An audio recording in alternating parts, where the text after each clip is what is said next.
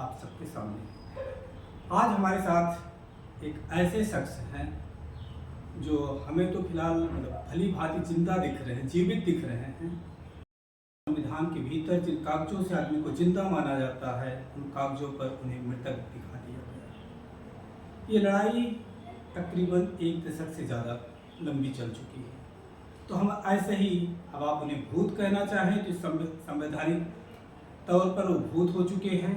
हम उस भूत को अपने वर्तमान में सामने रखते हुए उनसे बातचीत करने चल रहे हैं। आप अपने बारे में बताइए। जी, सर्वप्रथम आपको प्रणाम साहब, और जनता जनार्दन को प्रणाम, लोकतंत्र के चौथा स्तंभ मीडिया को प्रणाम। हमारा नाम संतोष मूरत सिंह, मैं जिंदा हूँ, और Uttar Pradesh government declares me dead but मैं जिंदा हूँ। 20 वर्ष हो गए मुझे सरकारी अभिलेखों में मरे हुए। 20 वर्ष से अपने आप को जिंदा घोषित करने के लिए तमाम जद्दोजहद कर रहे हैं साहब, लेकिन आज तक सरकार के कानों पे जू नहीं रेंगा है। देश विदेश की मीडिया में हमारा आर्टिकल न्यूज आने के बावजूद भी सरकार जो है कि एक्शन में नहीं आई है। आप हमारे संघर्ष को गूगल पर भी देख सकते हैं, सर्च मी ऑन गूगल, मैं जिंदा हूँ संतोष मूरत सिंह। संतोष मूरत सिंह कोई इकलौते व्यक्ति नहीं हैं जो अपने जीवित होने की लड़ाई लड़ रहे हैं। इस देश में आखिर इस तरह के कानून क्यों बने हुए हैं, कब तक चलते रहेंगे कि आज भी तकरीबन 50,000 से ज़्यादा लोग अपने जीवित होने की राह तलाश रहे हैं, उन्हें वापस से कागजों में जीवित कर दिया जाए। संतोष अपने जीवित होने की लड़ाई पिछले 20 सालों से लड़ रहे हैं। संतोष, आप बताइए कि आपको कैसे मृतक दिखाया गया? जी किन लोगों ने दिखाया? जी, ये भू माफिया का काम, यमराज का काम राजस्व विभाग में हो रहा है। जैसे लेखपाल, कानूनगो, एसडीएम, तहसीलदार, ये लोग यमराज का काम करना शुरू कर दिए हैं। और हमारा गांव में जो है कि 20 साल पहले फिल्म स्टार नाना पाटेकर साहब ग्राम वपो छितौनी थाना चौबेपुर में आए थे आंच फिल्म की शूटिंग के लिए। उनसे मेरी मुलाकात हुई। उन्होंने कहा कि संतोष, आप फौजी के बेटे हो, आपके माता पिताजी का स्वर्गवास हो चुका है, आप कुकिंग अच्छा करते हो। हालांकि कुकिंग करके हमने उनको कुछ खिलाया था, उनको अच्छा लगा। सो वो बोले कि बेटा आप हमारे साथ बम्बई चलो, आपका व्यक्तित्व मुझे अच्छा लगा। सो नाना साहब के साथ हम बम्बई चले गए। 3 साल हम जो है नहीं आए गाँव में। 3 साल में हमारे दयात प्रदार चेतन सिंह, दुर्गा सिंह, अजय सिंह, नारायण सिंह व अन्य जाति के लोगों ने मिलके एक वाराणसी सदर तहसील राजस्व विभाग में हलफनामा लगा दिए। लापता मिसिंग लाश मुंबई ट्रेन बम ब्लास्ट में संतोष मूरत सिंह मर चुका है, और 13वीं करके हमारे हिस्से की 12.5 एकड़ जमीन अपने नाम करा लिए। तब से लेके अब तक हमें साबित कर रहे हैं साहब कि मरे नहीं, हम जिंदा हैं, आई एम अलाइव, लेकिन आज तक जिंदा नहीं हो पाए। संतोष मूरत सिंह की जमीन उसी संसदीय क्षेत्र में है जहां के सांसद बनकर के नरेंद्र मोदी आज भारत के प्रधानमंत्री हैं। और मजेदार बात यह है कि अब अपने जीवित रहने का सबूत देने के लिए संतोष मूरत सिंह उन्हीं नरेंद्र मोदी के खिलाफ चुनावी ताल ठोकने जा रहे हैं। तो क्या है आपका ये कैंपेन? जी, चुनाव क्यों लड़ने जा रहे हैं? कि देश के तमाम मुर्दों को हमने इनवाइट किया है कि अपने अपने जिला पर, और पॉसिबल हो तो यहाँ से भी आके आप चुनाव लड़ सकते हो। और मुर्दा लड़ेगा योगी मोदी जी के खिलाफ चुनाव, क्योंकि अपने आप को जीवित घोषित करने के लिए इससे अच्छा और कोई मौका नहीं मिल सकता है साहब। कैसे खुद को साबित करे, मैं कौन हूँ कंकाल या हूँ इंसान, इस बात का फैसला कौन करे? जिस देश में मुर्दा जिंदा हो वो है मेरा भारत देश महान। हम क्या बोलें, मेरा भारत देश महान कि आपका भारत देश महान? तो ये इस तरीके से संतोष मूरत सिंह, जो जहां संविधान की पहली लाइन आती है कि हम भारत के लोग, उस भारत के लोग में होने के बावजूद आज वो अपने आप को कह नहीं सकते कि हम भारत के लोग हैं। उनके लिए संवैधानिक शपथ बेमानी हो चुकी है, उनका हक खत्म कर दिया गया है। बावजूद इसके उन्होंने हिम्मत नहीं हारी है, वो प्रधानमंत्री के कॉन्स्टिट्यूशन में खड़े होकर के उनके खिलाफ अपना कैंपेन चलाने जा रहे हैं। तो संतोष जी, ये कैंपेन सिर्फ सनसनी पैदा करने के लिए है, कोई बड़ा मिशन है कि आप प्रधानमंत्री नरेंद्र मोदी को हराना भी चाहेंगे या सिर्फ सनसनी पैदा करना चाहेंगे? देखिए साहब, सनसनी क्या, हमें तो स्वर्गवासी ये लोग बना ही चुके हैं। हमारी तरह कितने मुर्दे हैं जो है बेचारे, कुछ मर गए, कुछ मरने की कगार पे हैं। कौन उनका सुध लेने वाला है? और ये इस विषय को और इन मुर्दों को हल्के में न लिया जाए। जब मुर्दे अपने पे आ गए तो सरकार की तख्तों तख्त पलट सकते हैं, क्योंकि खाली ये इंडिया तक ही बात नहीं है, ये पूरे वर्ल्ड तक मैसेज गया है हमारा। और हमारे विषय पे जो है कि विदेश के मंत्री भी कमेंट करते हैं और विदेश की मीडिया ने भी कवर किया है। तो एमबीसी में फाइल लगी हुई है हमारी, और जहां भारत विश्व गुरु बनने के लिए फाइल वो लगाया जाता है, वहां पे भी हमने ऑब्जेक्शन किया है कि भारत विश्व गुरु तभी बन सकता है जब हमारी तरह जितने मुर्दे हैं, सिर्फ यूपी में 50,000 हैं तो पूरे इंडिया में कितने होंगे। हमारी मुर्दा संख्या है 49,668, ऐसी मुर्दा संख्या 2012 में थी। तो ऐसे कितने मुर्दे हैं, तो तमाम मुर्दों के लिए हम लड़ाई लड़ रहे हैं। तमाम मुर्दों को सरकार के द्वारा या जैसे भी हो, इनको जल्द से जल्द जीवित किया जाए। और ये किसी धन दौलत सत्ता में आने के लिए, अपने आप को हाईलाइट करने के लिए ये मुर्दे नहीं लड़ रहे हैं। ये मुर्दे सिर्फ अपने आप को जिंदा घोषित करने के लिए ये चुनाव लड़ रहे हैं। तकरीबन 4-5 साल पहले एक फिल्म भी बनी थी आजमगढ़ के मृतक लाल बिहारी पर। वो भी जीवित थे, उन्होंने एक लंबी लड़ाई लड़ी और खुद को उन्होंने जिंदा साबित किया। क्या उस फिल्म के आने के बाद इस तरह की स्थिति में कुछ बदलाव आया संतोष जी? साहब, पहले तो हम आपसे क्षमा चाहेंगे, सिर्फ ये आजमगढ़ के लाल बिहारी मृतक जी पे ही नहीं है फिल्म। ये फिल्म को खिचड़ी बना दिए। 2017 में मुझे एक बिग बॉस सीरियल आता है सलमान खान साहब का, उसमें मुझे बुलाया गया था। ये टीआरपी हमारी है। लोग कहते हैं साहब हम तो अपने आप को देखेंगे तो बिना चप्पल जो ना की टारत मिल जाए, या बिना बिछौना के शमशान घाट पे सोया हुआ आपको मिल जाएंगे। लेकिन टीआरपी की वजह से, सेलिब्रिटी की वजह से इन लोगों ने मुझे बुलाया। वहां पे मुझे हेलमेट पहना के अंदर ले गए और हेलमेट पहना के बाहर लेके आए। क्यों भैया, अगर आप सही हो तो हेलमेट क्यों पहना के लेके जा रहे हो? आपने ऑब्जेक्शन नहीं किया? ऑब्जेक्शन किया, वहाँ मीडिया नहीं थी। फिर भी 1-2 मीडिया थी, उन्होंने आर्टिकल में हमारा लिखा था, मायापुरी मैगजीन में आया था, दैनिक जागरण में आया था।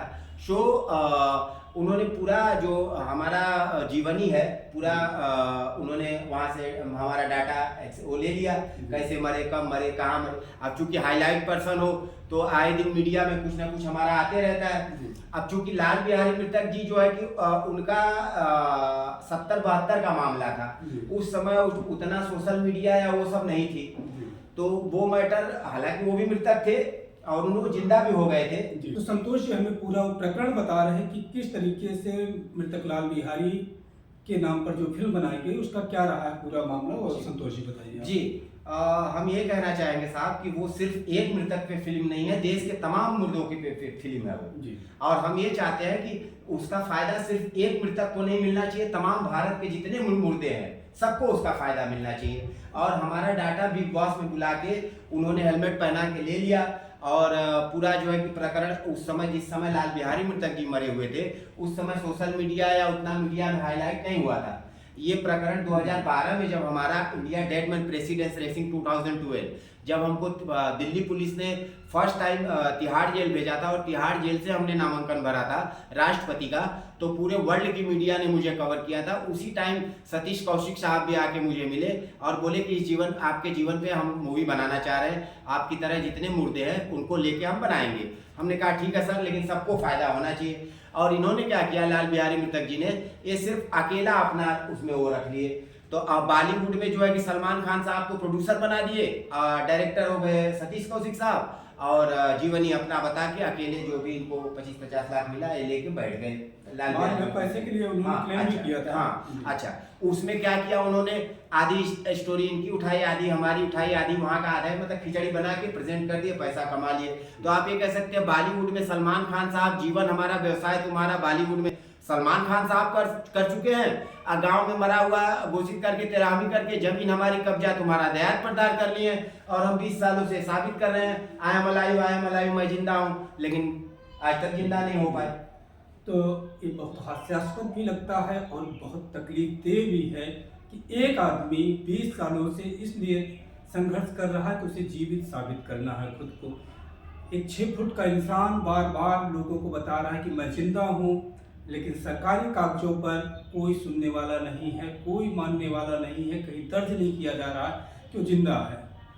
उम्मीद थी इन्हें कि जब सतीश कौशिक की फिल्म आएगी कागज तो शायद प्रशासन कुछ संवेदनशीलता दिखाए, लेकिन ना प्रशासन ने संवेदनशीलता दिखाई, ना कोई कलाकार वापस से इनको पूछने आया। चूँकि फिल्म के प्रोड्यूसर, जो मृतकों पर फिल्म बनी थी, उसके प्रोड्यूसर सलमान खान थे, तो उन्होंने भी पब्लिसिटी स्टंट के तहत संतोष का इस्तेमाल जरूर किया, लेकिन संतोष के हित में अब तक कोई नहीं खड़ा हुआ है। अब ये चूंकि राष्ट्रपति का नामांकन किए थे, क्या उसमें पूरा जी जी जी नामांकन किए थे जी। और अब प्रधानमंत्री को ललकारने जा रहे हैं मुर्दे के तौर पे कि अब देखते हैं कि इस भूत से कितना डरते हैं प्रधानमंत्री, जो भगवान के सहारे सत्ता में बार बार पहुंचना चाहते हैं। वो इस बार भूत से घबरा के यहाँ से भागते हैं, या उनके जिंदा होने की कोई राह तराशी जाती है कि भूत को मनुष्य में तब्दील कर दिया जाए, जीवित इंसान में तब्दील कर दिया जाए।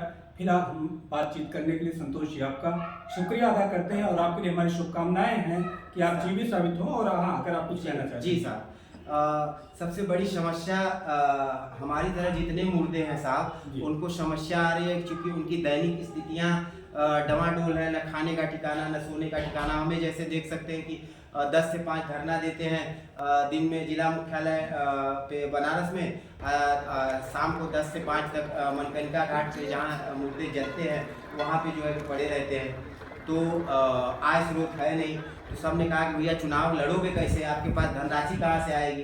तो हम तमाम पार्टियों से भी निवेदन किए कि भाई हमको कोई टिकट दे, मुर्दों को टिकट दे और वो लड़े।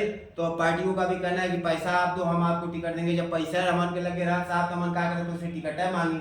तो इसमें पहल किया है राष्ट्रीय सहारा न्यूज़पेपर जो है, उसमें हमारी तरह जितने भी तमाम मुर्दे हैं उनका खाता नंबर और गूगल पे नंबर आज पेपर में छपा है, शेयर कर दिए हैं कि आप थोड़ी बहुत धनराशि आप हेल्प के रूप में हमें योगदान दे सकते हैं, कि ताकि मुर्दों को जिंदा रहने में और मुर्दों को ये भ्रष्टाचार के खिलाफ लड़ाई लड़ने में एक सहयोग मिले। और बोले कि 1 रुपये भी अगर पूरा हिंदुस्तान 1-1 रुपये और 1-1 वोट दे दे तो शायद मुर्दों को जिंदा होने से कोई नहीं रोक सकता है। अच्छा, आपका बैंक अकाउंट है तो आपको कोर्स आपका आधार कार्ड भी होगा? नहीं साहब, उस टाइम आधार कार्ड नहीं था। जब 2000 में सब हम गए थे तो पुराना अकाउंट है। और इन्होंने वाराणसी राजस्व विभाग में मुझे मृतक दिखाया है। वोटर आईडी हमारा है और बैंक में खाता है, गूगल पे हमारा है नंबर। और जैसे न्यूज़ चैनल पे डिबेट पे भी बैठते हैं तो एंकर महोदय पूछे कि आप बैंक में जाते हो तो बैंक मैनेजर क्या कहते हैं, तो बैंक मैनेजर साहब लोगों का कहना होता है, कोई पागल समझता है, कोई हंसता है, कोई कुछ बोलता है, गले में वोट देख के साथ। खाता हमारा चल रहा है, आप हमें गूगल पे करके चेक कर लीजिए, देख लीजिए। केवाईसी कैसे हो रही है आपकी आधार नंबर के बिना?